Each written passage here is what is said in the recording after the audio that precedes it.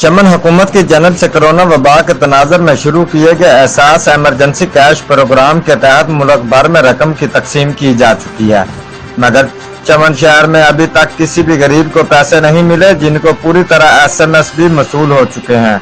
मजीद तफसीलात जानते हैं जियो एक्सप्रेस न्यूज के एंकर पर्सन हबीबुल्लाह बशर दोस्त से। जी, क्या सूरत हाल चमन से?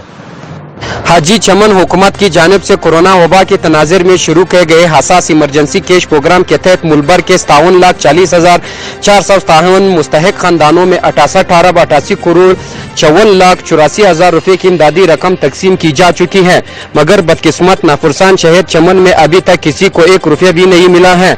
सब गरीब लोग समेत खवातीन, जिसमें बूढ़े और बुढ़िया भी मौजूद थे, बहुत दूर से आए हुए गुरबा में अभी तक 1 पैसा भी तकसीम नहीं हुआ है। तो इन गुरबा का बालाकाम से मुतालिबा है कि हमें जल्द अज जल्द इस हसास कैश प्रोग्राम के रकम हम गुरबा में तकसीम किया जाए। एक तरफ लॉकडाउन है, दूसरी तरफ बाब दोस्ती की बंदिश है, जिसे हमें बहुत ही मुश्किलात सहना पड़ता है। इन रकूम का हमें गरीबों को न देना सरासर जुल्म है। ये रकूम हमारे लिए भेजा गया है, जिससे यहाँ हमें 1 रुपया भी नहीं मिला है।